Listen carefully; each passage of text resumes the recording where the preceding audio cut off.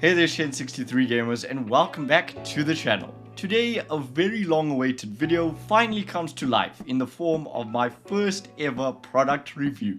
As you've probably seen thus far, I have in front of me the Shure MV7 Podcast Microphone, and it's deemed suitable for broadcasting, home recording and gaming on the front of the box. If you are a vocalist, musician, podcaster, gamer, or even just looking for an awesome studio quality mic, the Shure MV7 is for you. I've had an opportunity to use this USB XLR hybrid mic for about a month now, and I must say that it is nothing short of incredible in every way. Also, a quick disclaimer in the interest of full disclosure, I was given this mic by Shure through Wild & Ma to use and review. However, I will remain as objective as I possibly can throughout my feedback. As you open the box, you will find a quick start guide with a few useful instructions for setting up and using the mic, a piece of cardboard advising you to download the ShurePlus MOTIV app for your desktop and or phone so you can access all the advanced software-based features of the MV7, and two 3-meter long cables, a USB Type A to Type B and USB Type A to Type C cable respectively. I also received what seemed to be a small gold thread adapter in the box. However, I didn't need to use it because the boom arm I was provided with fitted the mic's standard 5/8 inch or 1.6 centimeter threads. In terms of setup, it only took me about an hour to unbox and connect the mic, plus download, install and configure the respective software for my PC and phone. I even managed to DIY the mic onto the boom arm in this time, something which I've never done before. Reading the quick start guide gave me all the information I needed to understand the MV7's plethora of features and how I could use them, so for any of you out there who feel intimidated by fancy products like this, you don't need to worry at all. In terms of design, the Shure MV7 is a gorgeous looking mic with a really compact form factor and modernized digital interface built right into the frame. The mic makes use of a super clean touch panel which works with sliding and tap and hold gestures. However, one thing to note is that the panel isn't quite as sensitive as a phone screen, so you may need to reset your finger when raising volume and headset mic mix levels. Speaking of the touch panel, let's see how it works.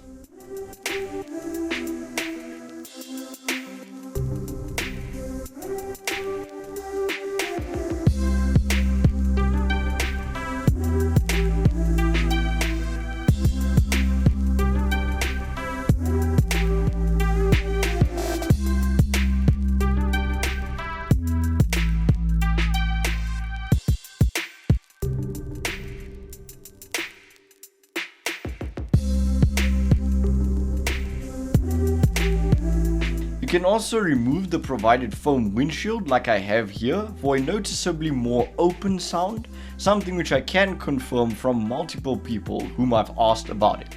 Getting into the specifics, the Shure MV7 boasts a unidirectional cardioid polar pattern, which means that your voice will go through to whoever you're speaking to as clear as day and reject any unwanted sounds from the sides and back of the mic. I've used this mic for tons of gaming sessions and live streams with construction, barking dogs and loud voices around me, and my teammates haven't noticed even once. Now, while I haven't had the chance to use the MV7 with an XLR output since I don't have the necessary equipment, I must say that the USB connection provides insane audio quality. A really nifty feature is that you can also use the USB-C cable with Thunderbolt ports. Open the ShurePlus MOTIV app, however, and you're absolutely spoiled for choice. 4 EQ presets, adjustable mic gain, limiter, and compression levels make for a lot of fun. I loved all of these features as well as the auto level settings with automatic levels depending on your position relative to the mic, as well as tone adjustments for dark, natural and bright sounding audio. Here are a few audio samples with all of the different features and settings. Okay, and here we are. So just excuse me looking at the side, I do have to look at my PC in order to change these settings through the ShurePlus MOTIV app. But here we are starting out. The mic gain level is at its max on 36 decibels. The monitor mix is all the way towards the mic, so I'm not going to be hearing any of the playback or anything like that. This is the flat EQ. You should notice that it's very flat. There's not really too much emphasis on the highs or the lows, the bass and the trebles. This should be very, very balanced and flat, as it says. I'm not sitting too far away from the mic. This is about 15 centimeters or so. This is generally where I keep the mic when I'm streaming, gaming, all of that kind of stuff. But now, moving on, this is the flat EQ, like I said. Next, we're going to be looking at the high pass. So the high pass is obviously going to be low cut. However, the program here, or the app rather, calls it high pass. So it's going to be cutting out some of those low ends. So it'll be slightly more like treble based. And that's what you should hear coming through now. Next up, we're going to try the presence boost. This should make the sound seem a bit more lively, a bit brighter, a bit more open, and it should seem more realistic, that kind of thing. So this generally seems to make people feel as if you're more lively, you're not just like falling off to sleep or anything like that. And I have asked quite a few people what they like about the presence boost is that they feel it just makes you feel as if you're right next to them. It doesn't make you feel as if you're talking over a mic. And I really hope that you guys can hear that. And now we have the combination of the high pass filter, or low cut rather, and the presence boost. So here you should be getting a well-rounded sound. Obviously, we're having the low cuts, so it's going to sound a lot more lively, a lot more realistic. And yeah, let me know what you think. So this is the limiter right here. The limiter doesn't really do much when you're talking normally, but what it does is if you end up screaming, shouting, that kind of thing, what all of us gamers do, from time to time, it's going to be dropping the audio level onto a lower, like second level, but just with a lower audio threshold. So what's going to happen is you're not going to destroy anyone's ears or anything if you have the limiter on. So like even right now when I'm on the mic, you shouldn't be feeling as if your ears are getting destroyed because of the limiter actually kicking in. So now I'm going to turn the limiter off. And I still do have the high pass and presence boost on. I really like that setting. I think it's my favorite out of all of them. The presence boost by itself is really nice. The high pass makes your voice sound really realistic. When it's coming over the mic, it doesn't sound too digital or too compressed or anything like that. And that is the end of the manual audio features and settings right here on the Shure MV7.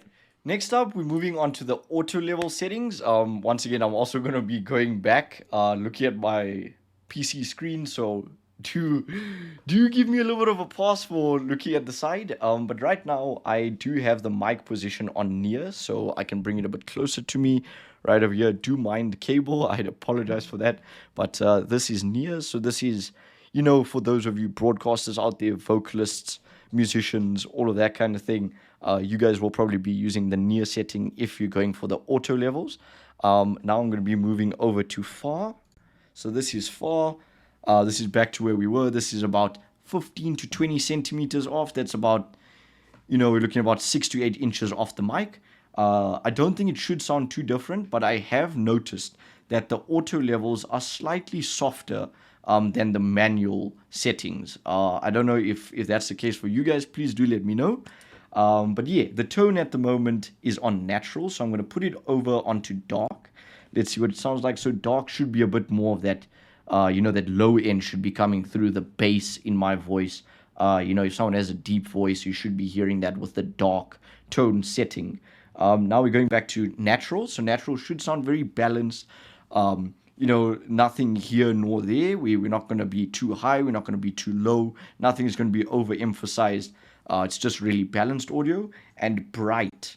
This is bright over here, so you should be sounding a lot more open. There should be a lot more of an open sound, and it should sound like I'm standing right next to you. We've got there's no real room around us. It should be like we're in an open area, and that's what you guys should be hearing. Just do keep in mind, though, that this room is not sound treated, so there may be a bit of echo. I do apologize for that, but yes. Nonetheless, this is the end of the auto level settings and features right here on the Shure MV7. Lastly, looking at the price of the Shure MV7 Podcast Microphone with all of its versatility, solid build quality, sleek design, and hybrid USB XLR compatibility, it is affordable and cheaper than the XLR-only SM7B from Shure, which most streamers use, while also providing the same studio quality sound.